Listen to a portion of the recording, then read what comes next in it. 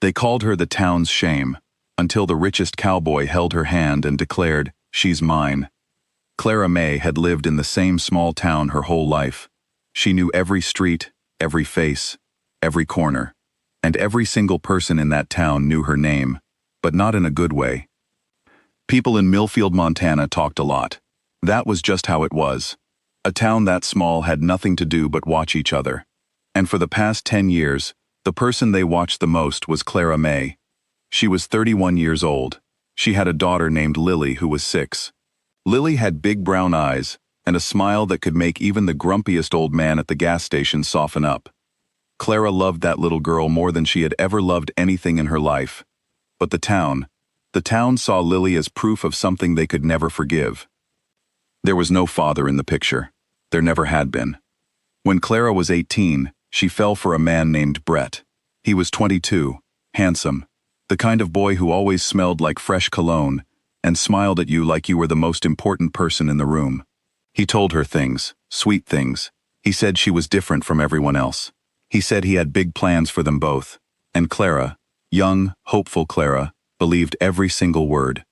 Then she got pregnant, and Brett left. No call, no letter, just gone.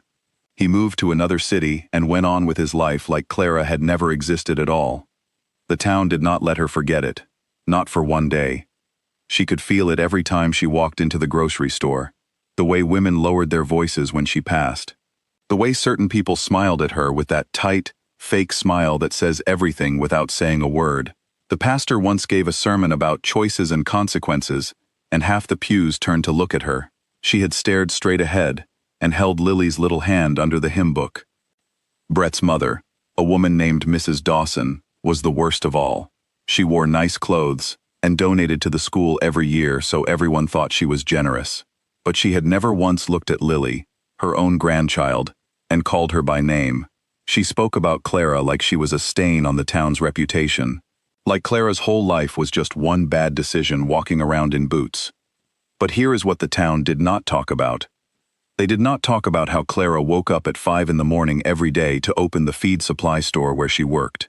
They did not talk about how she stayed up late, mending other people's clothes on weekends, just to make a little extra money. They did not talk about how she read to Lily every single night, even when she was so tired she could barely keep her eyes open. They did not talk about how she had rebuilt herself, slowly, quietly, without asking anyone for help. They only talked about what she had lost, not what she had built.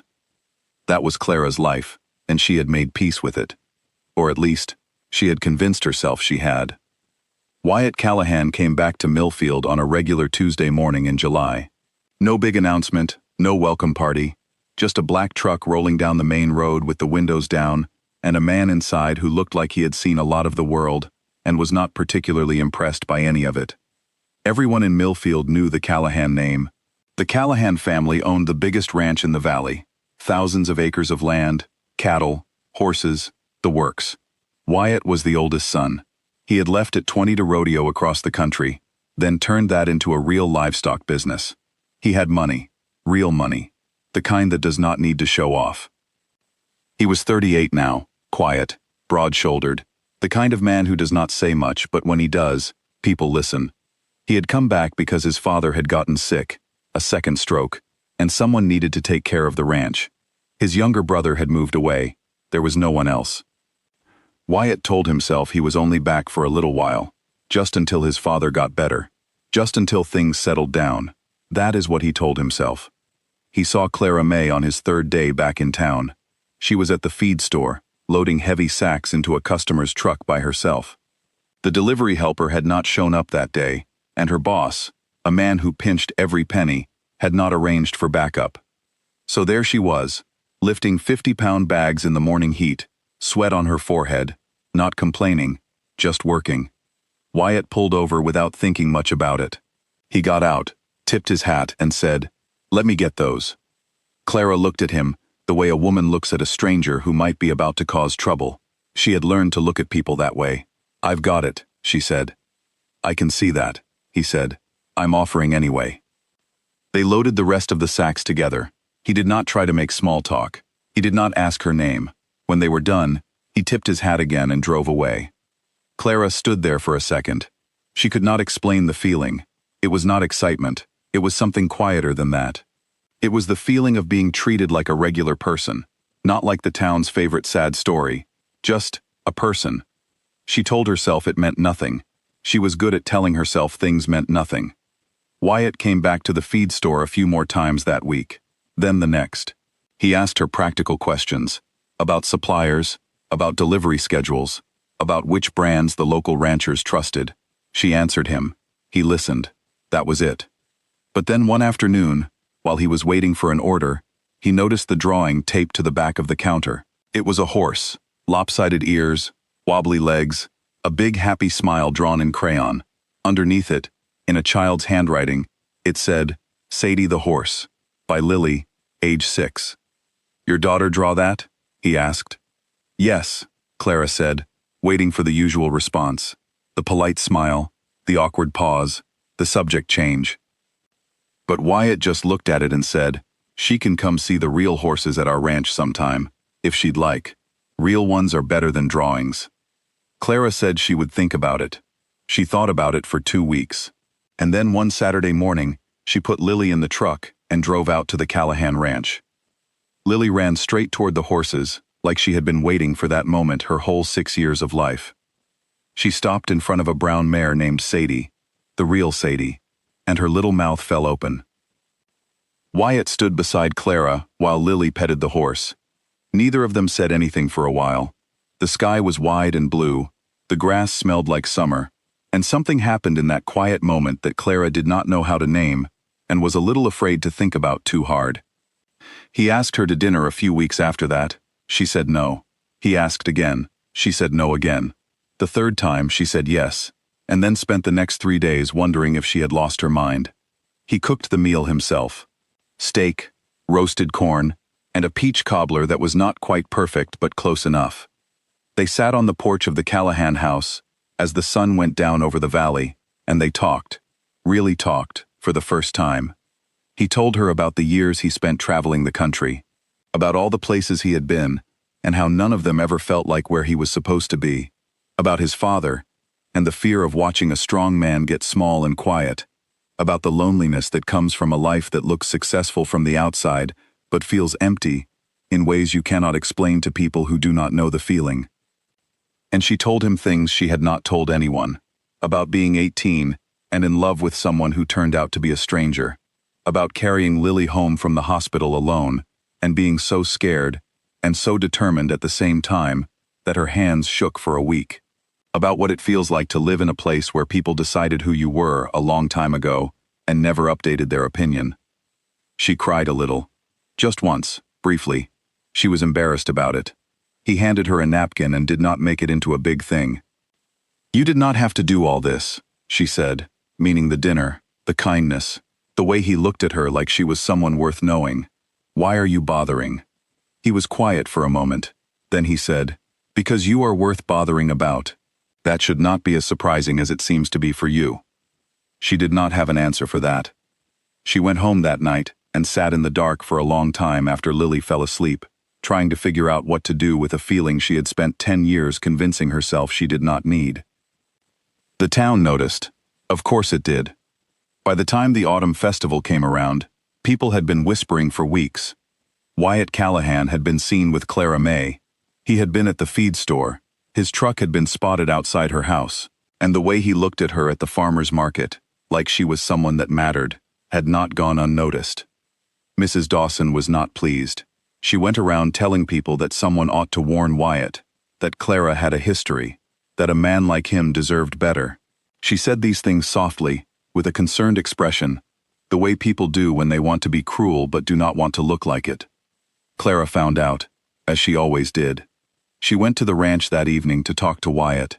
She stood in the driveway and told him it was better if they stopped seeing each other, that she did not want the talk to affect his family or his name, that he had enough going on with his sick father and the ranch, and he did not need the trouble of being connected to her. He listened to all of it without interrupting. Then he said, "Have I ever once asked you to protect me?" "No, but—" "Then stop trying to," he said. "I am a grown man. I know what I want, and I know what this town says about you. I also know that none of it matches the person standing in front of me right now." Clara did not know what to say. She had prepared for a lot of responses in her life. She had not prepared for that one. The Autumn Festival was the biggest event in Millfield all year.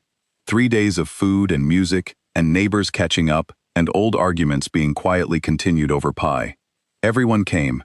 And this year, everyone came with their eyes open a little wider than usual. Clara almost stayed home. But Lily had been talking about the festival for 2 weeks, and had made a new drawing. Sadie the horse, improved version, with better ears this time. That she wanted to give to Wyatt in person. And Clara May had never once let her daughter see her afraid. So they went. They found Wyatt near the livestock pens with his father, Earl, who was walking slowly with a cane now, but had insisted on coming because he had not missed the Autumn Festival in 40 years and was not about to start. Earl looked at Clara when they were introduced, and he looked at her the way certain older people look at someone, directly, without games, and said, "So you are the one who has my son driving home before dark. Good." Clara was not sure what to say. She said, "He has been very kind."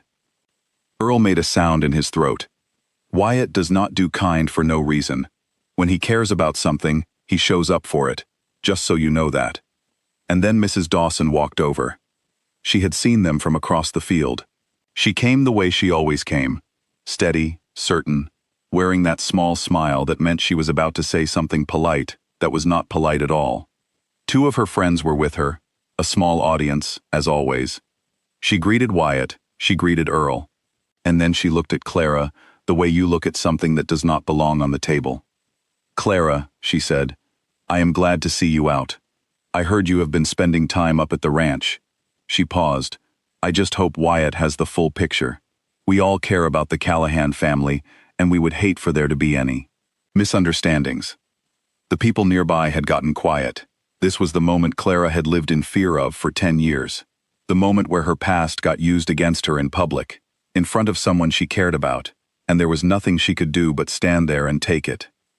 But she did not have to stand alone this time. Wyatt Callahan stepped forward.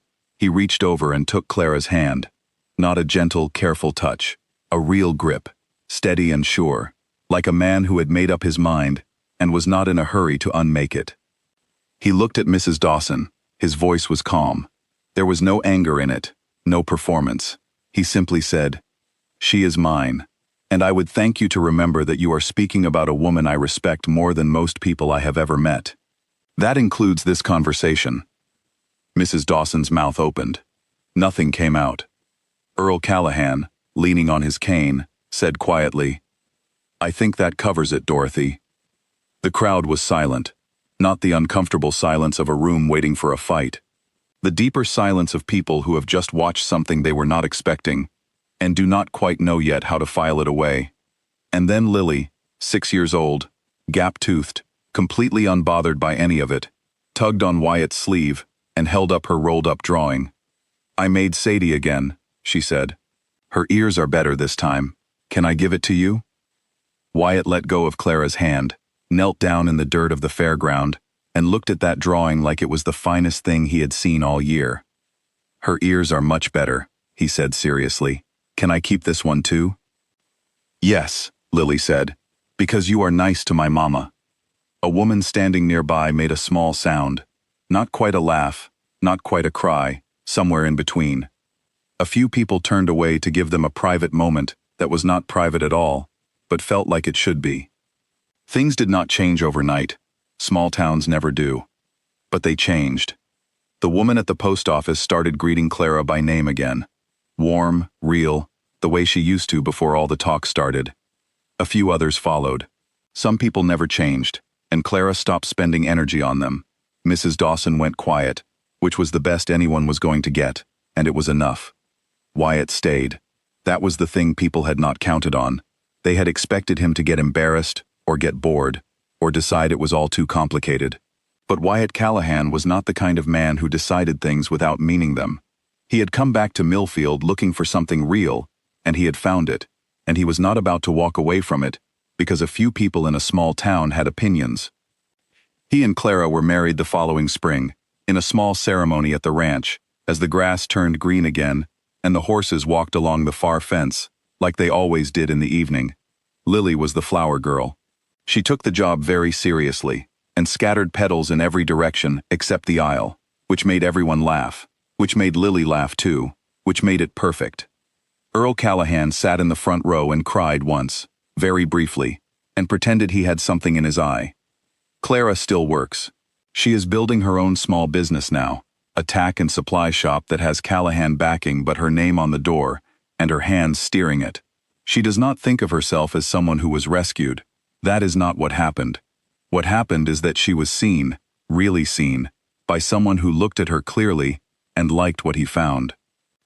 Lily is 7 now. She rides Sadie on Saturday mornings, and Wyatt rides beside her on his roan horse, and Clara watches them from the fence with a coffee in her hands and a feeling in her chest that took her a long time to trust. A quiet, steady feeling, the kind that does not come with fireworks or grand speeches. Just warmth, just safety, just the particular peace that comes from finally being in a place where you belong. The town still talks. That will never change. But these days, when they talk about Clara May, the story sounds different. It sounds like something that happened to a woman who turned out all right. It sounds, if you listen closely, like something close to respect. She had been called the town's shame for a decade. Turns out, she was the town's best story all along. They just did not know how to read it yet. End.